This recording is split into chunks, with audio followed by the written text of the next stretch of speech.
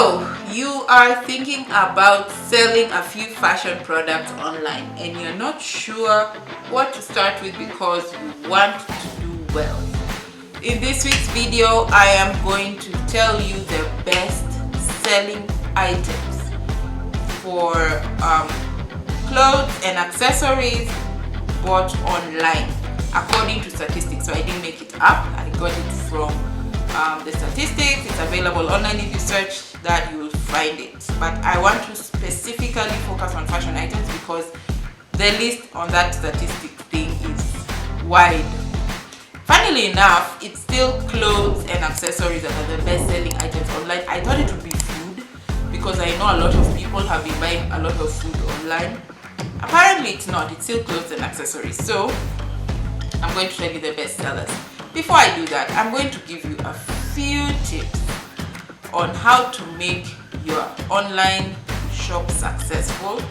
Just a few tips because I have already done a video where I explain selling online in detail. It's on the playlist that I have linked below. I have explained about selling on e-commerce, selling on your own website, selling on social media, things you need to consider when you are setting up shop, from photos to all that. I'm going to touch a bit on about them in this week's video, but if you check the playlist, the videos I have put there, I have got really in depth, including your own physical store, so you will find that way more helpful. But for today, we're going to talk about the best sellers. So before that, I will give you a few tips.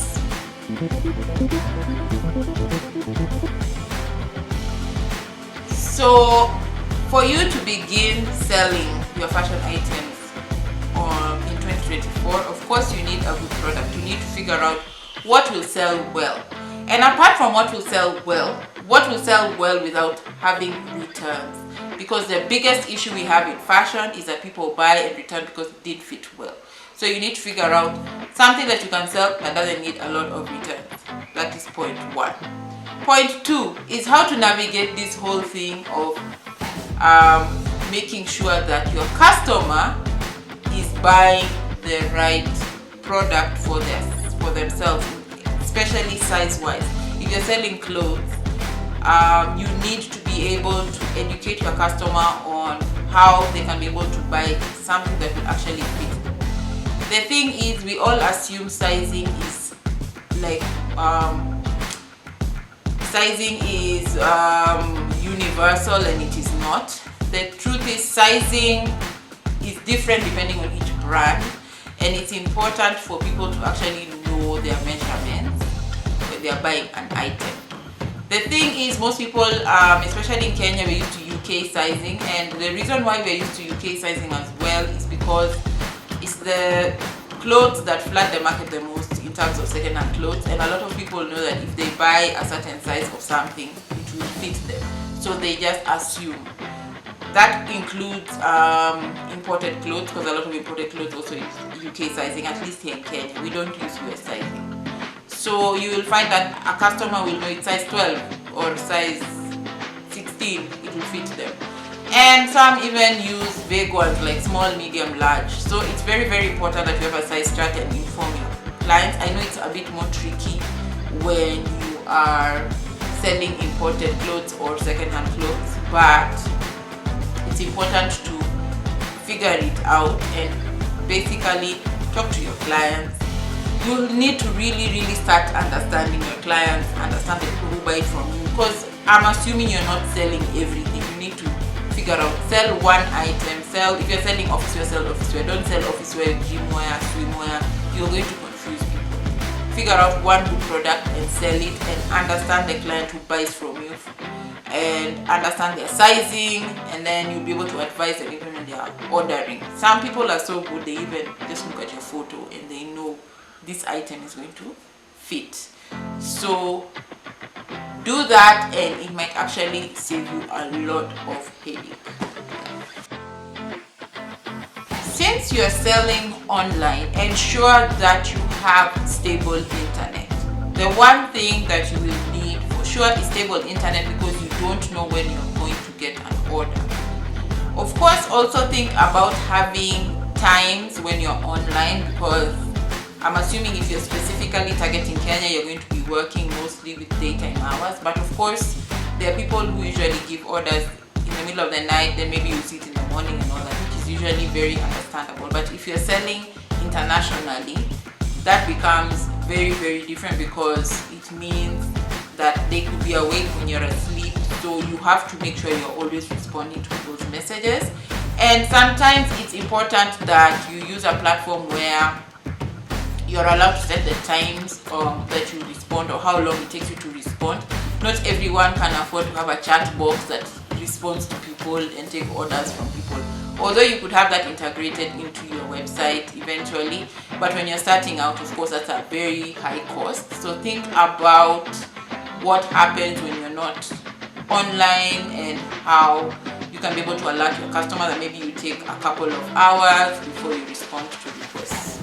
So ensure also that your internet is stable and you always have access to messages and all that, so that you can be able to fulfill your orders. You will definitely need to decide if you are selling on an e-commerce platform, which would help you with ensuring that someone is responding to messages, because e-commerce platforms, at least because you're multiple sellers, they have systems where a chat box will respond, or you get an alert on SMS that you have an order and your customer is assured that something is happening. And sometimes they also alert the customer that you usually respond within this amount of time. Most e-commerce platforms are very strict with when their sellers respond to customers. You have to respond within 24 hours. So definitely think about which platform you want, because sometimes joining e-commerce platforms means you're reducing some of your admin work. Having your own website means you have more admin work. Selling on social media means you're also always active on social media, and social media can also be very distracting. So think about what platforms you want to sell on. Social media, there are people who sell primarily on social media. The issue with that is sometimes your account can be stolen, you have to start all over again. Social media is very good as more of a marketing platform, but always pivot towards e-commerce, even if you end up starting with social media. You need to think about your marketing, how you're going to market, taking ads, kind of packaging you use is part of your marketing, your brand name, make it memorable, something people can be able to remember. Just generally think about the whole picture of what you're selling. How you're going to do videos and photos also matters a lot, so you need to really think through that. It also becomes a whole separate cost. Of course, at the beginning you could probably be your own model and do your own thing, or if you can get models who are willing to exchange their being modeling for you for maybe a product of yours could also work. Makeup artist is a cost. You could use your phone at the beginning, just make sure you have a very good phone. But there are very many tips on how to take photos and videos for your online shop, so just check them out. There are very many online. So definitely think about your marketing strategy as well. Delivery options is also something you really need to think about. You could use, in Kenya we have Uber, Bolt and other service providers, or even your own private motorbike, we call them boda guy that will do deliveries for you. I'm talking specifically about fashion items, so definitely a motorbike would still work. So if you're using those options, you need to really think about distance, because sometimes the further away it is, the more it costs. There are some companies that actually offer delivery services where you drop it off at a specific point and they do the delivery for you. I personally would recommend use a company. I personally use companies like G4S that have been there for years and years and years, and I drop it off and they deliver it. The only thing is that they don't do same day delivery, they do next day delivery, so I always ensure that I alert my customers to that. If they want same day delivery, most of the time you use the apps like Uber and all that, which tends to cost a bit more. The beauty of using companies like G4 is that they have a flat rate for region. So Nairobi has a flat rate. If you're sending from Nairobi to Kisumu, has a flat rate like that. So think about your delivery. Give your customers options. Don't necessarily have to stick to one. Just have options so that they know what they're getting themselves into.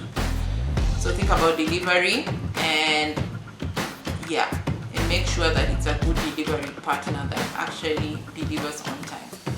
Apart from that, ensure that your customer gives you their address in full and properly labeled addresses, because sometimes that's what causes issues, which is the reason why I like using G4S, because they're so strict. If your customer doesn't give you a proper address and they miss the delivery, then they'll have to pick the package from the warehouse, which I'm okay with, because at least it's still safe. So think through all your delivery options.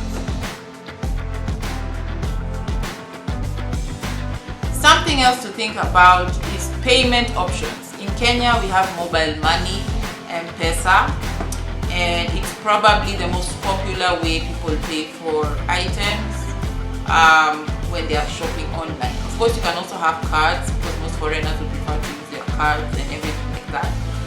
But M-Pesa is safe as well, and a lot of the issues people had with it in terms of people just reversing money that they've paid completely stopped. They came up with a security protocol for that. So think about the payment options you're going to offer. Cash is very difficult to do unless you have your dedicated delivery person to pick the cash for you and bring it to you. But generally, it's always wise to just use a method that you know will reduce security issues. Lastly, I'd like to talk about operations. You really need to think about your business. When you are selling, you need to think about it as a customer, what you would like.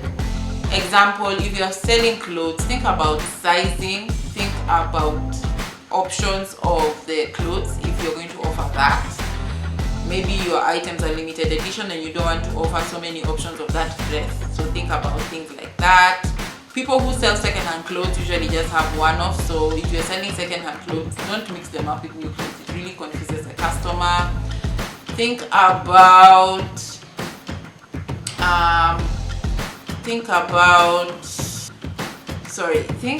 stock management. Think about your return policies. So stock management basically means once you've sold something, ensure that you've updated your online platform to say that you have run out of that item. Think about your return policy. If something doesn't fit your client, are they allowed to return it back, or do you completely not accept returns? So in a nutshell, that's it. That's all I'm going to tell you for this specific episode, because I don't want it to be so long. I want to share with you the best-selling items in Kenya in 2023, and some of them will probably still sell very well in 2024, because they tend to be very much the basic things people need every single day that sell very well online. So I hope at least these tips have been helpful, and let's get to the list of best-selling items. Now I will share the top-selling fashion items that sold well online in Kenya in 2023. Remember that some of these things could still sell well in 2024. So note that the names online usually vary depending on location that things are being bought from. So if you find some of the words that I'm using strange, it's probably because it's what we use here in Kenya. We start off with seamless undies, jeans, leggings, pencil skirts. Then there is shorts, fleece leggings, joggers or sweatpants, straight trousers. Lastly, for apparel, there is high-waisted pencil pants, bootleg jeans, wide-leg jeans, and high-waisted yoga pants. Majority of these were women's wear, so some of them could also apply to men's wear, especially the shorts and the jeans, but women's wear seems to have dominated the apparel section. The top-selling accessories were armlets, pendants, necklaces, body chains, anklets, rings, toe rings, bangles, hairpins, hair cuffs, hair rings and crowns, chokers, belly chains, nose rings, Lastly, handbags, cufflinks, and shoes, especially sports shoes. Those were the best-selling fashion items of 2023, specifically online. I hope this list has helped you, and I hope that now you have a few ideas of what you're going to do when you're starting your online fashion business. All the best, and I'm sure you're going to do very well this year.